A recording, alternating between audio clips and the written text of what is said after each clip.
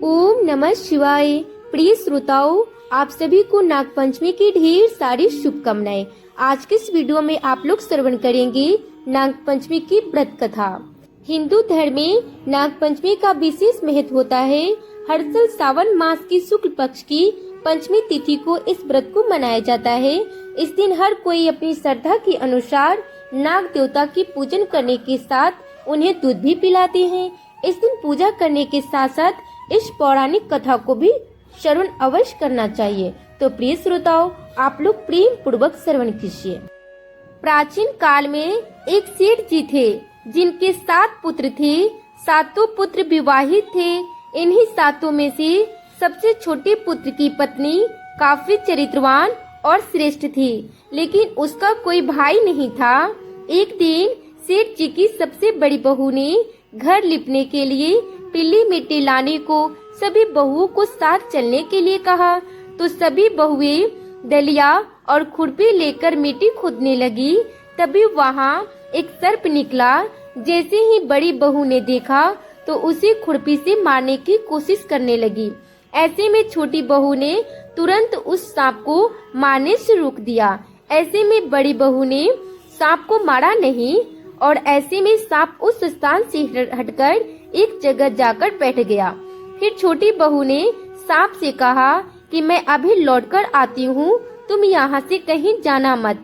ये कहकर वो सबके साथ मिट्टी लेकर घर चली गई, लेकिन घर में कामकाज होने के कारण सांप को दिया गया वादा भूल गई।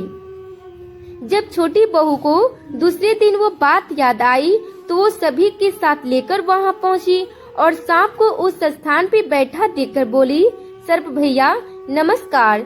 सांप ने कहा, तू भैया कह चुकी है, इसीलिए तुझे माफ कर देता हूँ, नहीं तो झूठी बात कहने के कारण तुझे अभी डस लेता।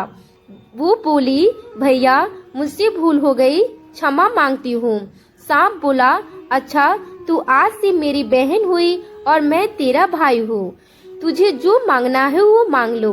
वो बोली, भैया मेरा कोई भाई नहीं है, अच्छा हुआ जो तू मेरा भाई बन गया।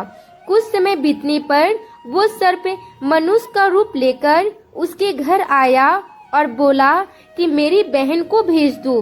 सब हैरान हो गए क्योंकि सभी यही जानते थे कि छोटी बहू का कोई भाई नहीं था।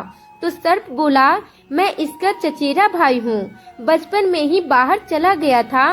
ऐसा सुनकर घर के लोग छोटी बहू के उसके साथ भेज दिया। उसने मार्ग में बताया कि मैं वही सर्प हूँ, इसीलिए तू डरना नहीं और जहाँ चलने में कठिनाई हो वहाँ मेरी पूंछ पकड़ लेना। छोटी बहू उसके कहे अनुसार उसके घर पहुँच गई। वहाँ धन ऐश्वर्य को देखकर वो चकित रह गई।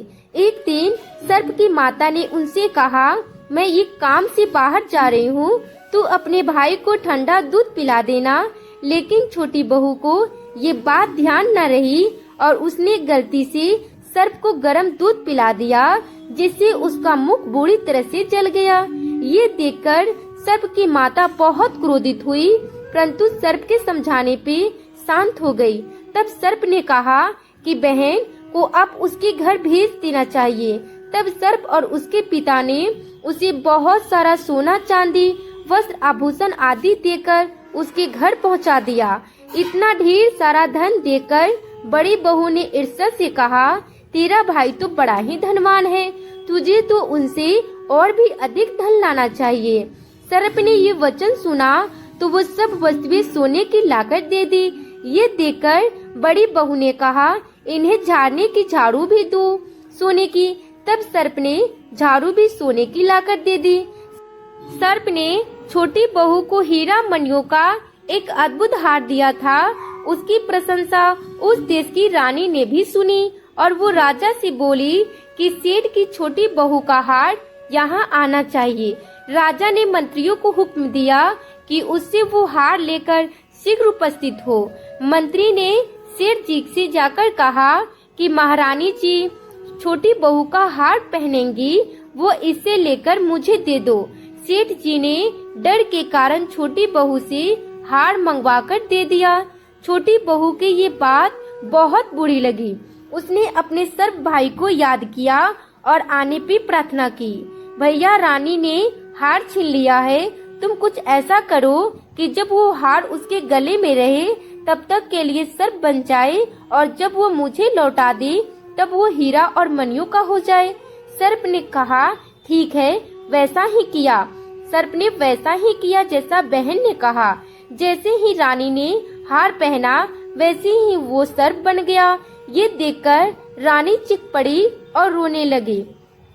ये देखकर राजा ने सेठ के पास खबर भेजी कि छोटी बहू को तुरंत भेजो। सेठ जी डर गए। राजा ने न जाने क्या करेगा, वे स्वयं छोटी बहू को साथ लेकर उपस्थित हुए।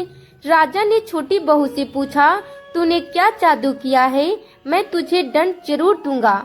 छोटी बहू बोली, राजन धृष्टता क्षमा कीजिए, ये हार ही ऐसा है कि मेरे गल में ही हीरो और मणियों का रहता है और दूसरे के गलों में सर्प बन जाता है। ये सुनकर राजा ने वो सर्प बना हार उसे देकर कहा कि अभी पहनकर दिखाओ।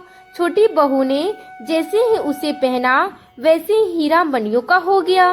ये देखकर राजा को विश्वास हो गया और उसे प्रसन्न होकर बहुत सारी मुद्राएं देकर विदा कर दिया।